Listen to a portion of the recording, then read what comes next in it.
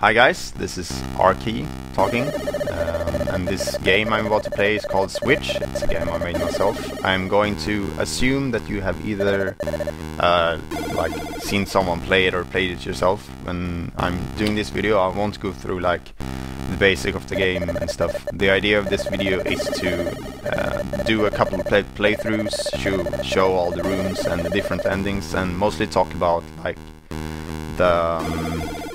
the process behind the game and how different rooms changed and things that you probably won't notice when you play the game the first time, but that were changed in some way to make the room either more difficult or easier or wise. I don't know why the text boxes are going nuts, but it probably won't matter. Okay, so the game started.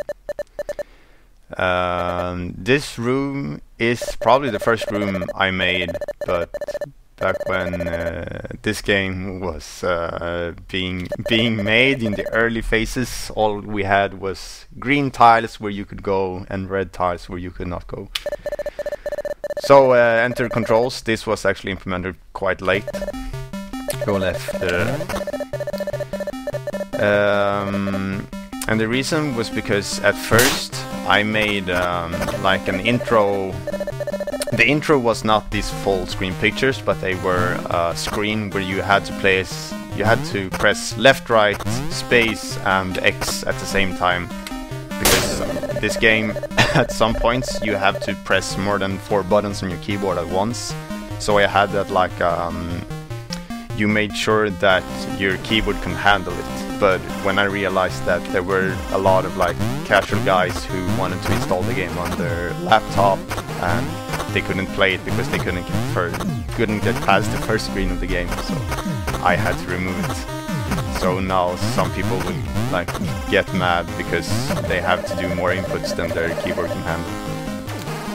This room is interesting because it's all these first rooms are interesting basically because when I wanted to make this game as close to NES as possible, and I thought that NES tiles were 16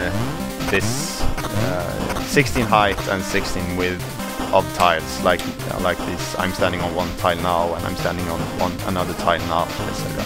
But it turns out they are actually 15 in height and not, but they're still 16 in width. So I had to redo all of the like first 12 rooms, I think. But this room in general is like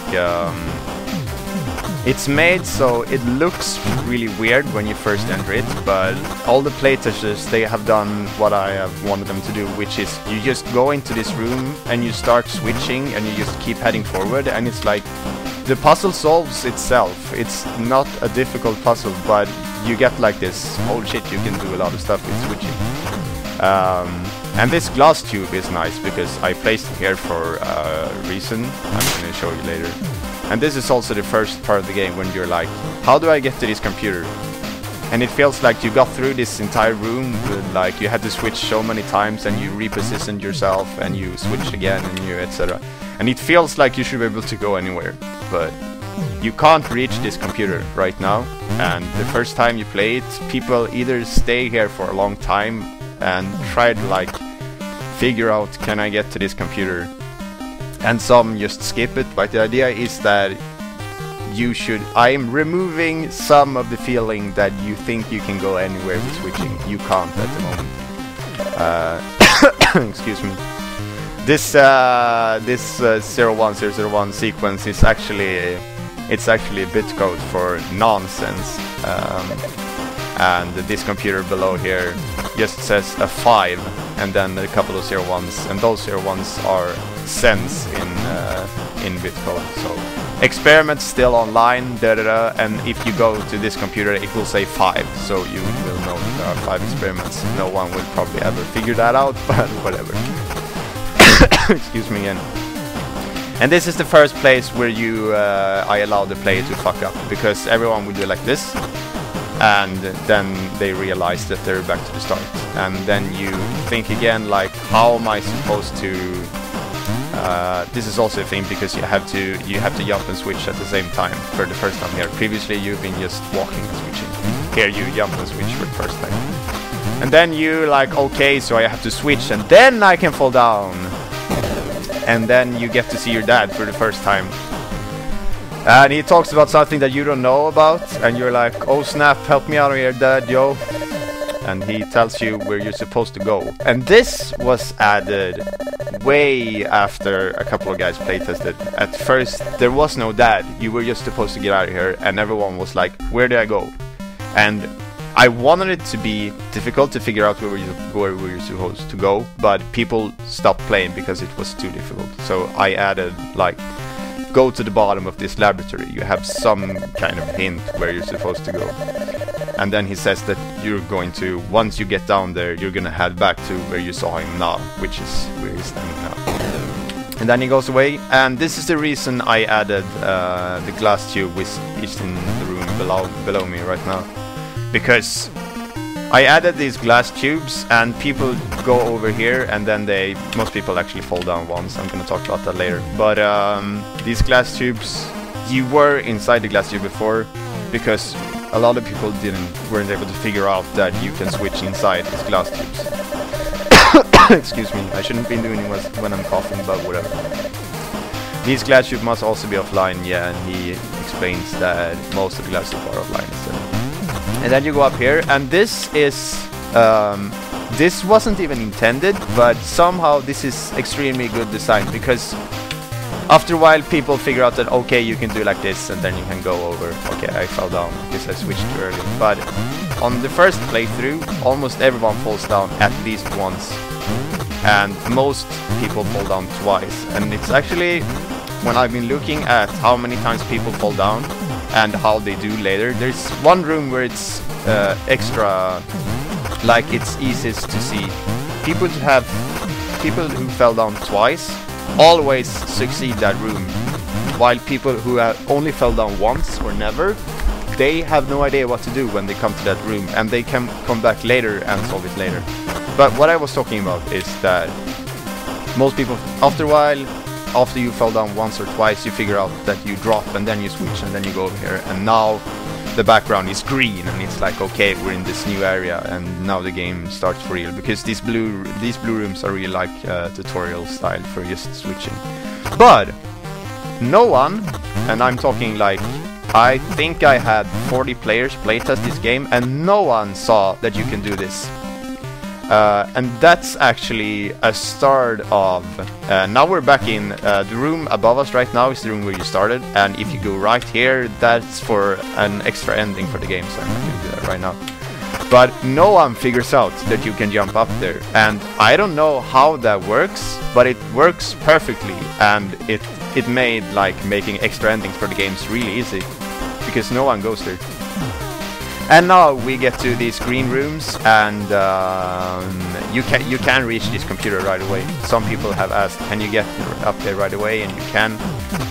And it says cloaking device in sector 6C status functioning, and you have no idea what that's talking about. But if you read through a couple of computers, I'll show you one here. There is a system for which room is which sector. Like this is 2C, and the first number is the floor. Like this is 2C, and that means this is 3C. So if we go down a bit, there's going to be a cloaking device that's functioning, and that's kind of a hint to figuring stuff out. This room is where people who fall down twice, they figure out that you can do this right away. That you can sorry, that you can, when you jump again, you can switch again to like move your checkpoint to where you want it, and you're still always in the center platform. Those who only fell down once, they never figured this out, so falling down is actually not a bad thing. You learn, and that was the point. I wanted everyone to be able to finish this game, which is why the tutorial, if you miss, you do it over from the beginning, and it's extra fun when you watch the playtest. Like the first time they do the first couple of rooms, it's really slow, and they have to think about like every time they switch and how they're supposed to advance. But the second time they just run through everything, and you process, because this is like a new mechanic. It's not no one has any experience in this kind of like switching, so you learn by doing, and you don't really have to, you never solve like this particular puzzle that you jump and then you jump and switch again to get over there. You never solve that particular puzzle, but it's just the idea of switching that gets to your head, and after a while you start thinking like, I'm in both of these places at once, and that's actually what you have to do later. These tiles that I'm standing on right now, the arrows, they were the most recent added tile, and they were added because the boosting. I'm just gonna get to that room as soon as possible, because that's the room that changed the most due to playtesting, because there's a mechanic to boosting that was. I'm just gonna get to the boosting and show you as soon as possible. Now we are in sector 6C, by the way, and there is a cloaking device in this room, and I'm gonna just show you where it is. This is the only place where the ground, which I'm standing on right now, has this ground tile keeps on going, and you see a pipe here that also like connects with the pipe I'm standing about right now. I'm doing as much as I can to hint where this place is.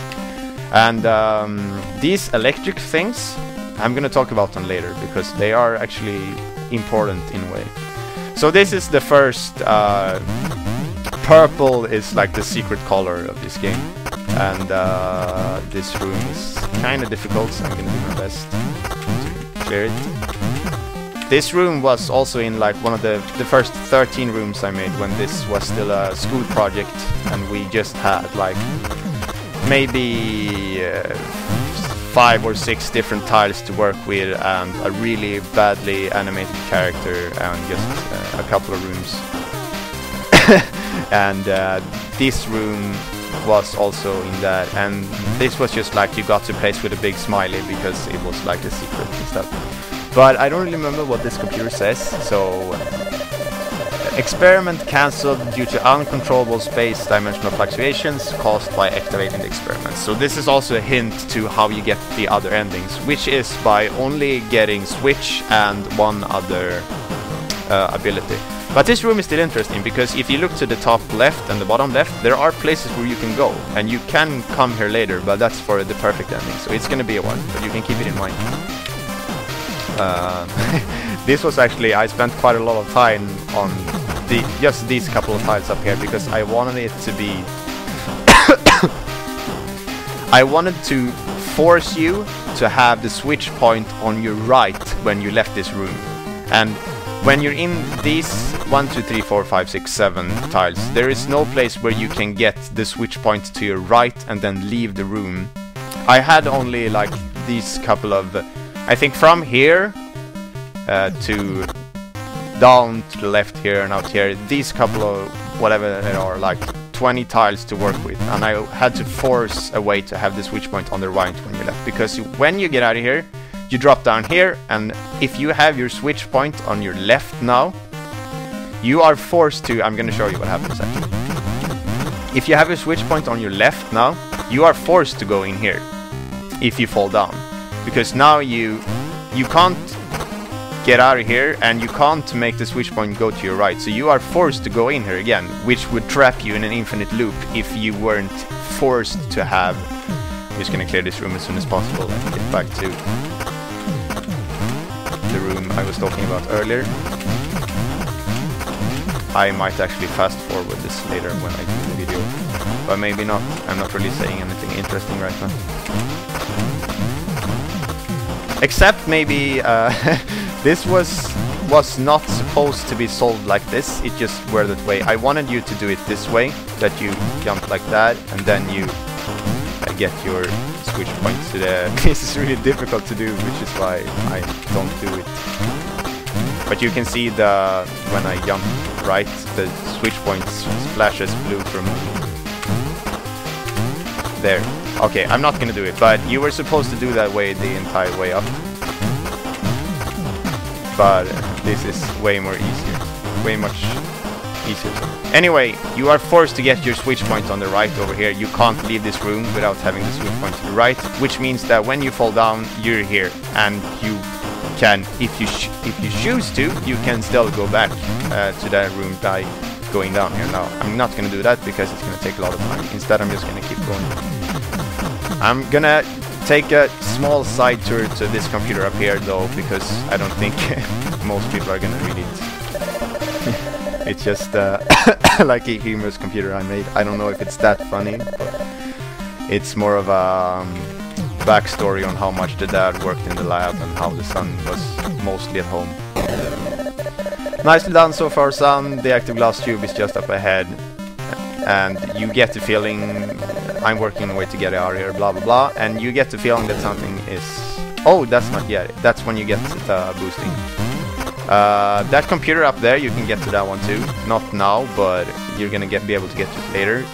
It also hints about how to get to the perfect ending, which is what every place where there's one of these electric things, that means that around there's a hint to how to get the perfect ending. Like when you were in the purple rooms, there was a hint how you got into the purple rooms, and once you finished that little secret and got to the computer, it shows you that you can go on the left. And if you like do some notes on how this laboratory looks, you're gonna see that how am I supposed to get there, and after a while it becomes obvious where you're supposed to go. Press down while running for a speed boost, and this is the most interesting ability in the game, I think, because it was edited so many times. Now you get back, and you're supposed to get back to where you first teleported to see you, and you can just head up from here. And he's saying that because you can go to the left and go back, but these rooms are made to teach you how boosting works, and you can't get through them without knowing everything about boosting, which is also one of those and these tiles were also added because I wanted people to be able to finish this game without reading a single word. So, like first these arrows, I guess it's kind of not obvious that you're supposed to press down, that's like the only problem. But once you get past all of this stuff, and then you realize that, oh, I can roll over these broken pipes now. There was a computer in the beginning that had those broken pipes. Keep on going.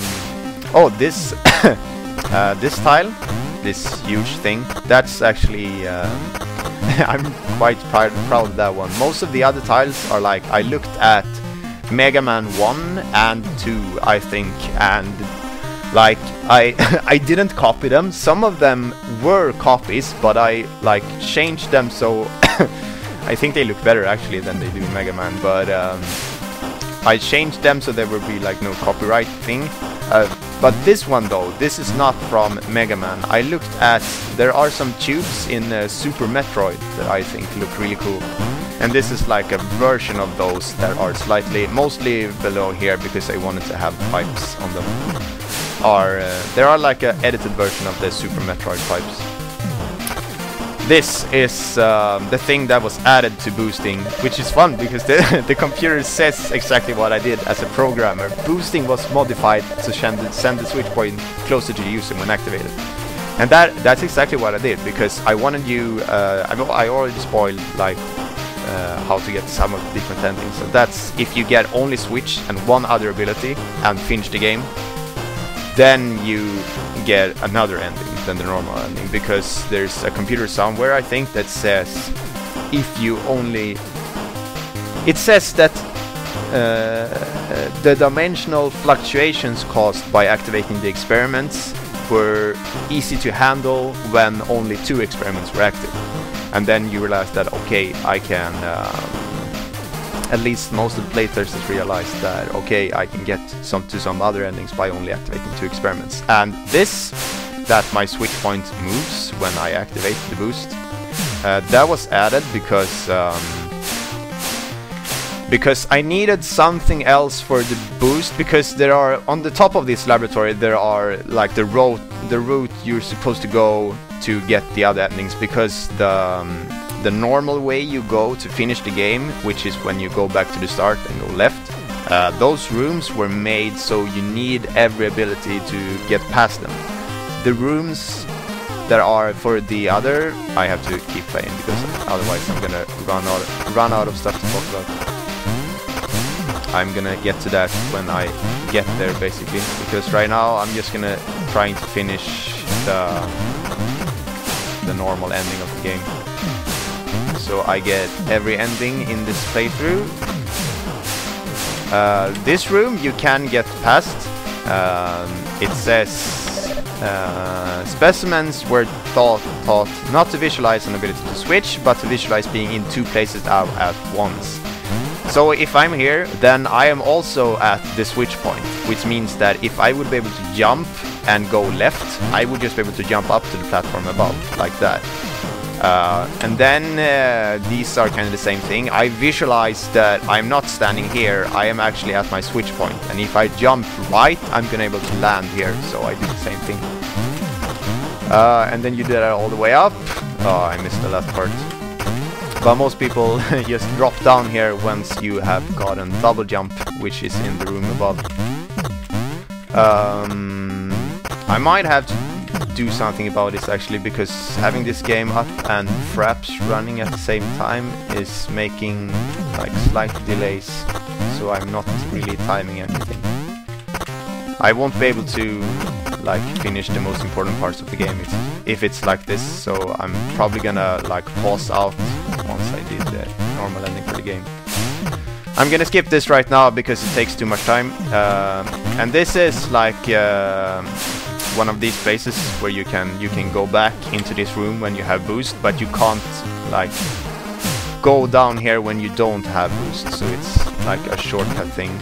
This game is actually really Metroid inspired, because I like how the backtracking in Metroid works, and when you go back to like the beginning of the entire game and you're like, oh shit, when I have all my abilities I can actually get to this secret thing over here. Over here, jump like that, and now I have double jump. To the right is the checkpoint ability, and that computer up there. There you can see one of those electrical thingies again.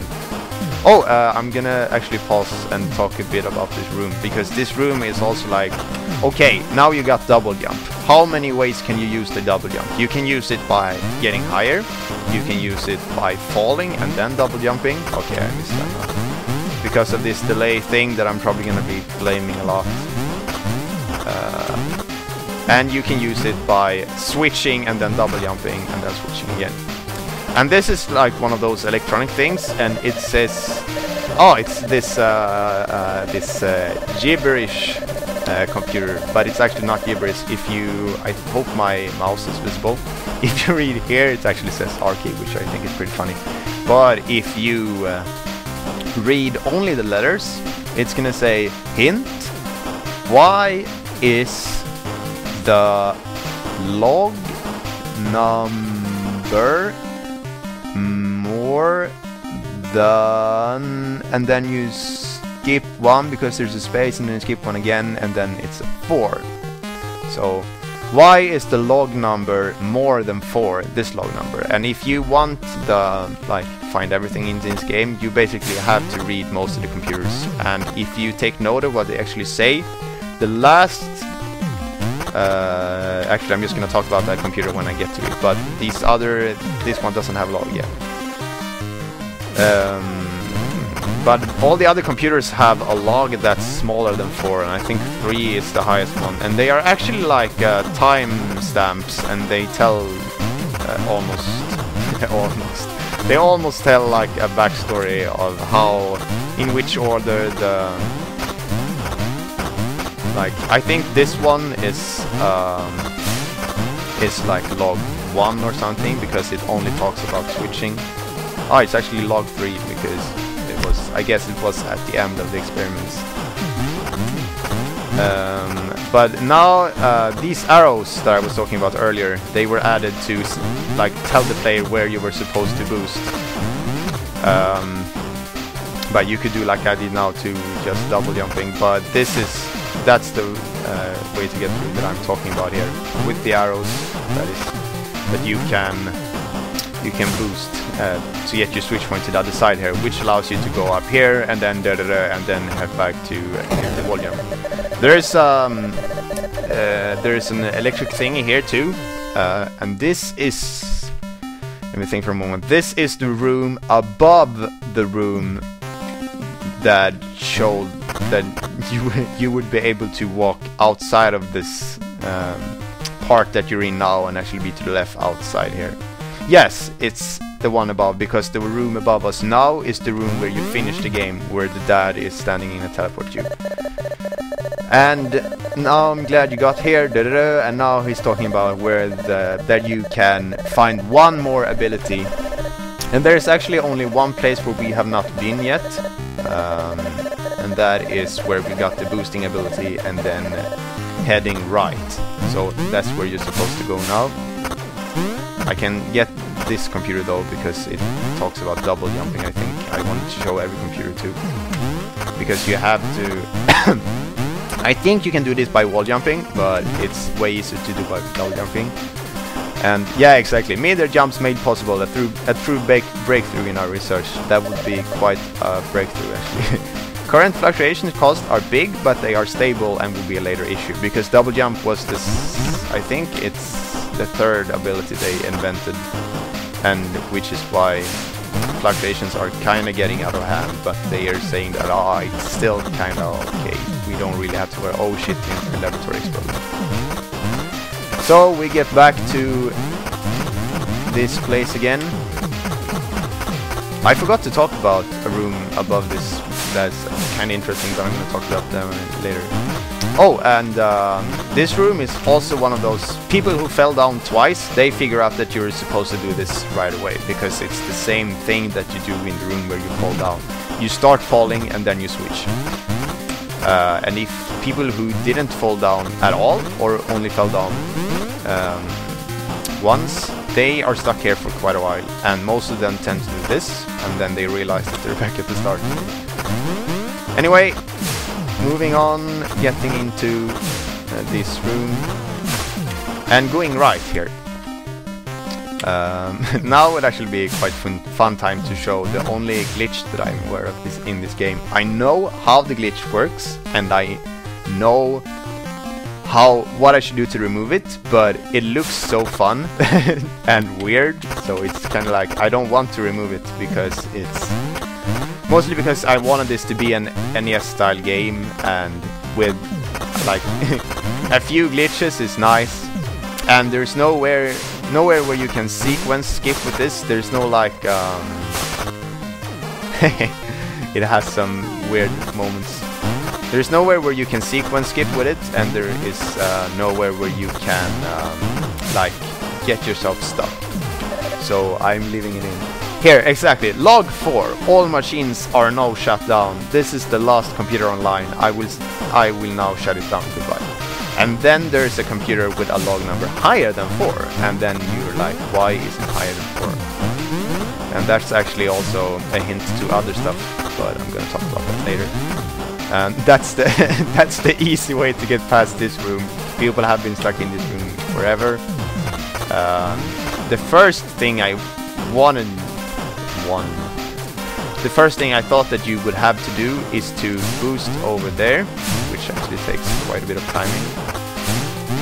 And then I don't know if you were supposed to boost first.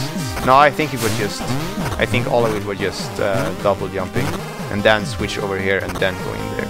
But you can just wall jump like that again. And this is, I wanted to have a room with these long jumps because I think they look cool.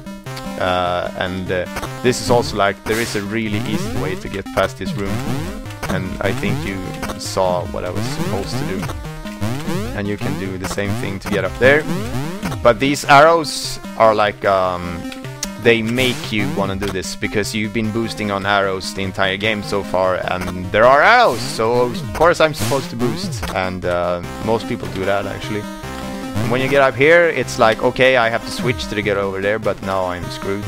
And then you can do the double jump thing, and then this last part is actually tricky, so I'm just gonna get up there as fast as I can.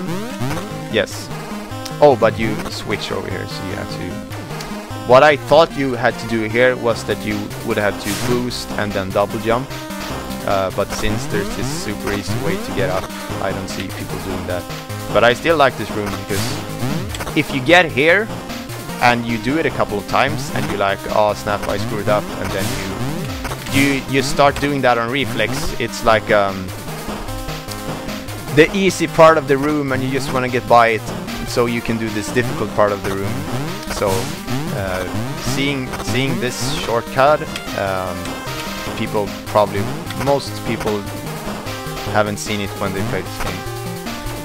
This is a nice room because to get into that checkpoint thing, you actually lock yourself. You can't... When I'm here now, I can boost like that, but that's really difficult and most people don't figure it out.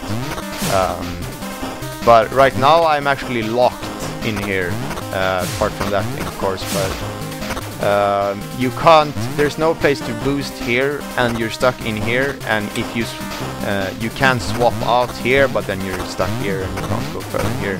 And getting up there you can't because you barely can double jump.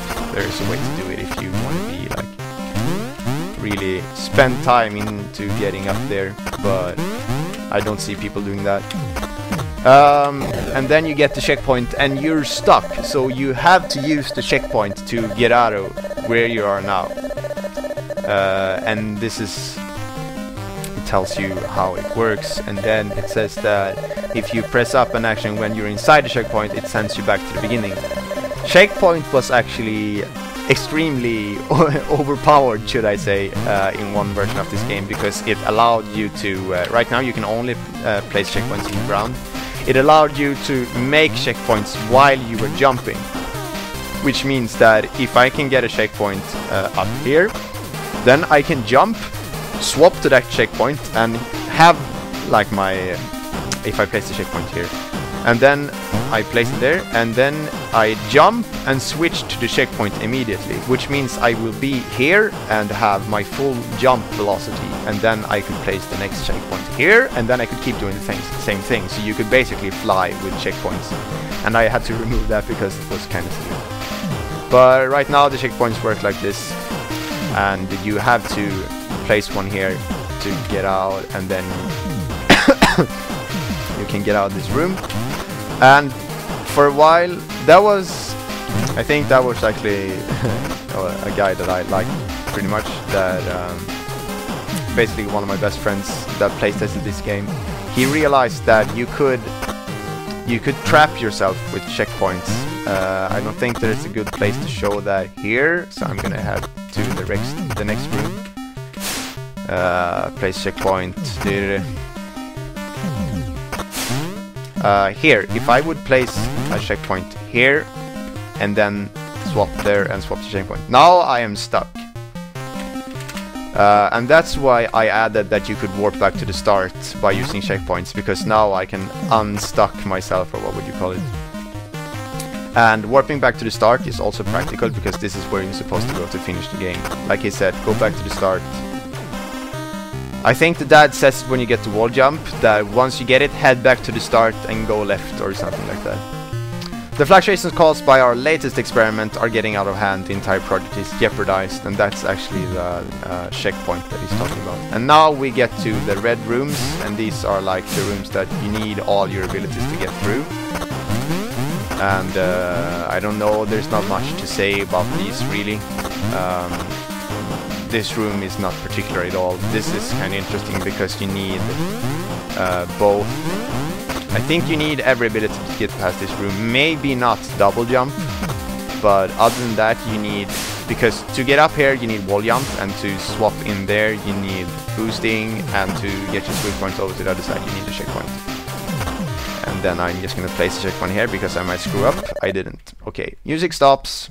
Music made by, the credits are gonna show another friend of mine. The full screen images and the main music are the only things that I didn't do myself. Other than that, I did like all the programming, all the sprites, etc, etc. Get in the glass tube. Excuse me. ending theme is a remix of another song I made earlier. And the basic ending is basically the entire laboratory explodes because you activated all the experiments, so space-dimensional fluctuations screw everything over, and the laboratory kinda implodes on itself. And the laboratory are also the power source for your powers, so you lose all of them. And then you're like, oh no, there should be some way to get my abilities. And if you... I think every ending has its own comment. And I'm pretty sure the comment for the first ending is that this is just one of the many endings. Yeah, that's the first comment. So they say that you can get other endings. And I'm probably gonna fast forward through this, I don't know. Maybe I can think of something interesting to say. I don't know how long this video is gonna be. It feels like it's gonna be like an hour or something. People probably won't watch it because it's too long. But maybe no, I want to do them in order, the other endings, which is like first getting boost only, and then getting double jump only, then getting wall jump only, and then getting checkpoint only. Yeah, this is only one of the many endings to find. The game will shut down when you press enter. Thanks for playing. You can get to see the full... let's see if Fraps